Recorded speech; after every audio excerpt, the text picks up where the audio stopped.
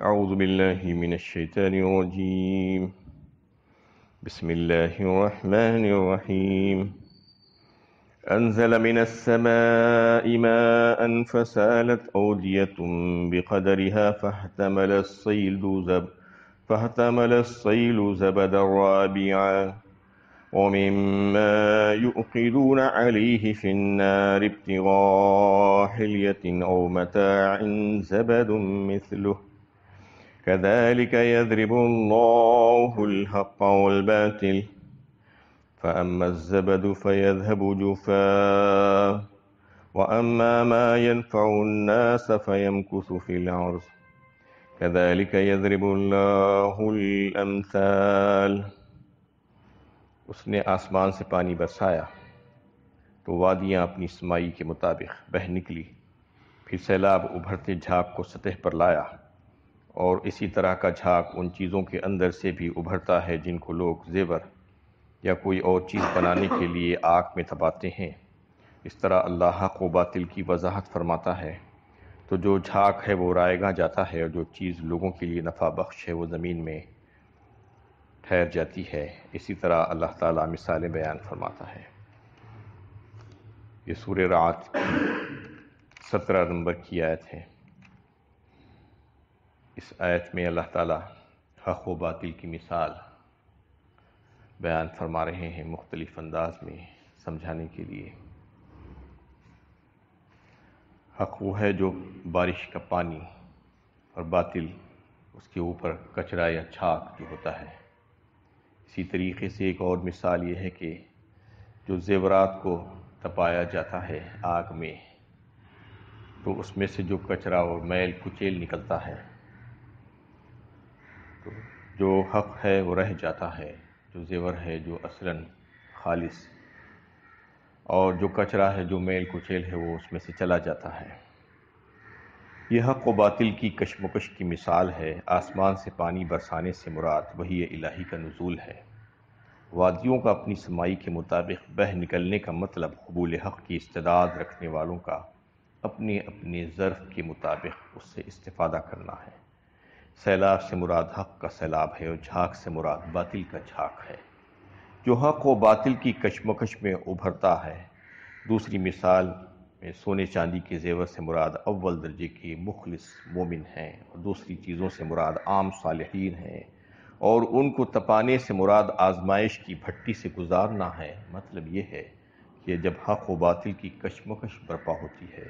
تو باطل ابھر کر سامنے آ جاتا ہے، لیکن اس کی حقیقت جھاگ سے زیادہ نہیں ہوتی، وہ تھوڑی دیر میں ہی ختم ہو جاتا ہے۔ البتہ حق اس طرح باقی رہتا ہے جس طرح پانی زمین میں رہ جاتا ہے، اسی طرح سونے چاندی کو دھاتوں کو جب پگھلایا جاتا ہے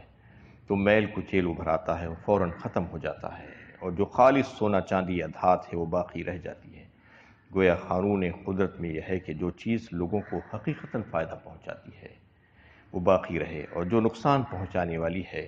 وہ نابود ہو جائے اور ختم ہو جائے۔ نزول قرآن کے بعد حق و باطل کی جو کشمکش برپا ہوئی تھی، اس میں باطل تھوڑی دیر کے لیے جھاگ کی طرح ابھر آیا تھا، لیکن نتیجہ یہ نکلا کہ حق کو بقا دوام حاصل ہوا اور باطل بالکل نابود ہو گیا۔ اس میں جو ہے ایک مثال زمین اور کی ہے کہ زمین بھی 3 طرح کی ہوتی ہے، کہ زمین پر جب بارش برستی ہے تو ایک زمین تو وہ ہوتی ہے جو بالکل بنجر ہے، جس سے وہ خود فائدہ نہیں اٹھا سکتی، اس کے اوپر بارش ہونا یا نہ ہونا دونوں برابر ہے۔ اور دوسری زمین دوسری طرح کی جو ہوتی ہے وہ زرخیز زمین ہوتی ہے، جس پر بارش کے پڑنے کے بعد وہ لہلہا اٹھتی ہے اور اس سے سبزہ اگتا ہے، نباتات کو اگلتی ہے وہ۔ اور تیسری طرح کی ایک زمین ہوتی ہے جو بارش کے پڑنے کے بعد اس کو بارش کے پانی کو اپنے اندر محفوظ بھی کر لیتی ہے اور پھر اس سے دوسروں کو استفادہ کا موقع دیتی ہے۔ یہ بہترین زمین ہوتی ہے۔ اسی طریقے سے انسان بھی 3 طرح کے انسان ہوتے ہیں۔ ایک انسان وہ ہوتا ہے جس کا دل سخت ہے، جس کے دل پر وحی الہی کا نزول ہونے کے بعد بھی اس کو کوئی فرق نہیں پڑتا، اس کے دل کو زمین سے تشبیہ دی جا سکتی ہے اور وحی الہی کو بارش سے، یعنی جب وحی الہی برستی ہے، اس کا نزول ہوتا ہے تو ایسے سخت دل لوگوں کے دلوں پر کچھ بھی اثر نہیں ہوتا، وہ اس سے فائدہ نہیں اٹھا سکتے۔ دوسرے طرح کے وہ انسان ہوتے ہیں جو نرم دل ہوتے ہیں، جو سمجھنے کے لیے تیار ہوتے ہیں، تو ان کے اوپر وحی الہی کا نزول ہوتا ہے، تو پھر وہ اس سے فائدہ اٹھاتے ہیں، لہلہا اٹھتے ہیں زمین کی طرح، زرخیز زمین کی طرح، اور اس سے ان کی زندگیوں میں بدلاؤ آتا ہے، انقلاب پیدا ہوتا ہے، ان کی زندگی بدل جاتی ہے۔ اور تیسرے طرح کے وہ بہترین فائدہ بخش انسان، وہ مومن، وہ عظیم انسان ہوتے ہیں جو وحی الہی کو اپنے اندر لیتے ہیں اور لے کر پھر اس کو پھیلاتے ہیں لوگوں تک۔ خیرکم من تعلم القرآن وعلمہ، فرمایا رسول اللہ صلی اللہ علیہ وسلم نے ایسے ہی لوگوں کے لیے۔ بہترین ہے وہ انسان جو خود سیکھے قرآن کو، اللہ تعالیٰ کے کلام کو، اور پھر اس کو لوگوں تک پہنچا دے۔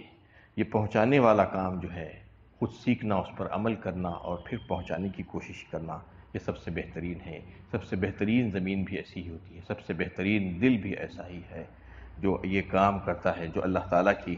جو ہے بھیجے ہوئے کلام کو سمجھ کر اس سے ہدایت حاصل کرتا ہے اور پھر لوگوں کی ہدایت کا ذریعہ بن جاتا ہے۔ تو اس میں بتانا مقصود ہے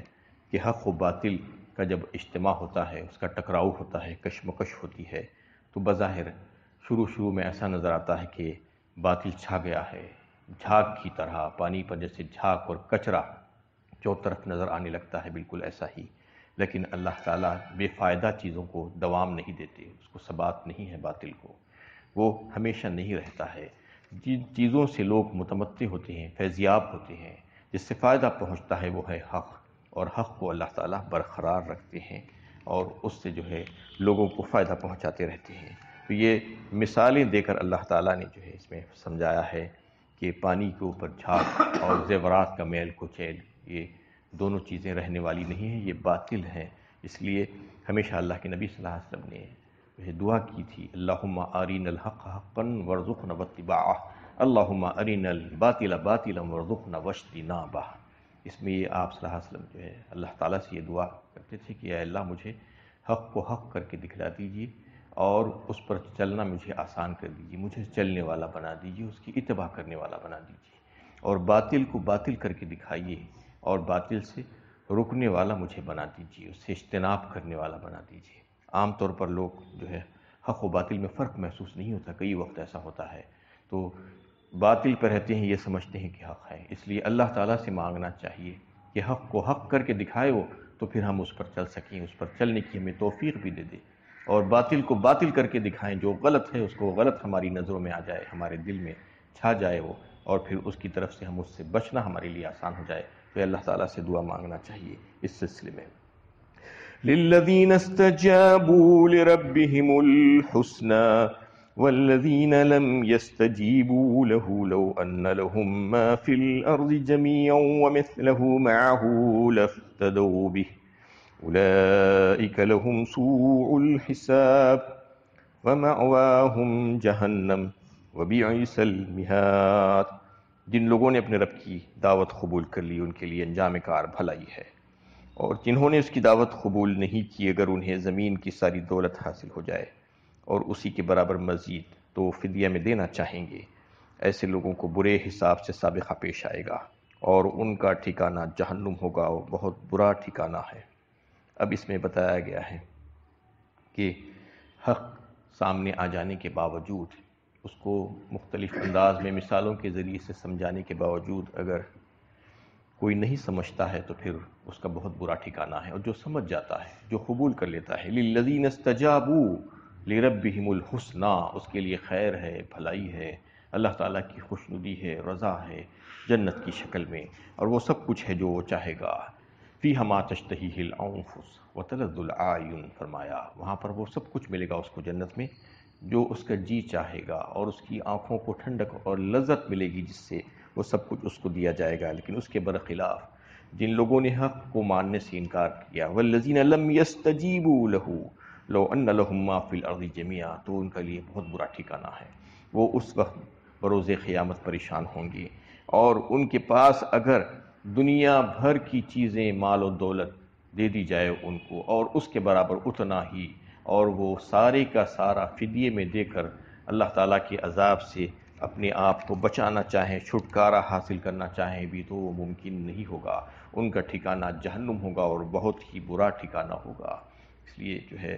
حساب کی آسانی کے لیے دعا کرنا چاہیے کہ اللہ کے نبی صلی اللہ علیہ وسلم ہمیشہ جو ہے حساب کی آسانی کے لیے دعا کیا کرتے تھے، اللہم حاسبنی حسابا یسیرا کہہ کر۔ حساب کی آسانی کے تعلق سے جو ہے حضرت عائشہ رضی اللہ تعالی عنہ نے آپ صلی اللہ علیہ وسلم سے دریافت کیا تھا کہ آپ نے تو ایک بار فرمایا تھا یا رسول اللہ کہ جس کا حساب لیا وہ تو پکڑا گیا، وَنُوقِشَ الْحِسَابَ عُذِّبَ فرمایا تھا، جس کا حساب لے لیا گیا، پائی پائی کا حساب لے لیا گیا، لمحے لمحے کا، تو پھر وہ تو بچ نہیں سکتا، چاہے وہ کوئی کیوں نہ ہو۔ آپ صلی اللہ علیہ وسلم کا فرمان ہے، کیونکہ اللہ تعالیٰ جب حساب لینے بیٹھیں گے تو پھر کون بچ سکتا ہے۔ اس لیے حاسبنی حسابا یسیرا ہمیشہ پڑھتے رہنا۔ تو آپ صلی اللہ علیہ وسلم سے وضاحت چاہی تھی، تو آپ صلی اللہ علیہ وسلم نے اس کی وضاحت کرتے ہوئے فرمایا کہ آسان حساب کا مطلب یہ ہے کہ پیشی ہوگی اور پھر وہاں سے آگے بڑھا دیا جائے گا، کسی قسم کی کوئی جرح نہیں ہوگی۔ اگر جرح شروع ہو گئی تو پھر ہم ایک لمحے کا بھی حساب نہیں دے سکتے ہیں اللہ تعالیٰ کو، کوئی اس قابل نہیں کہ اللہ تعالیٰ کے سامنے زبان کھول سکے اور اپنا حساب کتاب دے سکے۔ تو اس لیے ہمیشہ آسان حساب کے لیے دعا کرتے رہنا چاہیے، اور حق کو قبول کرنے کے لیے اللہ تعالیٰ سے دعا کرنا چاہیے کہ حق کو حق کر کے دکھلا دے اور باطل کو باطل کر کے دکھلا دے، اور حق پر چلنے والا ہمیں بنا دے اور باطل کو ٹھکرانے والا، اس سے بچنے والا ہمیں بنا دے۔ اللہ تعالیٰ سے دعا ہے کہ اللہ تعالیٰ ہمیں صحیح علم و عمل کی توفیق عطا فرمائے۔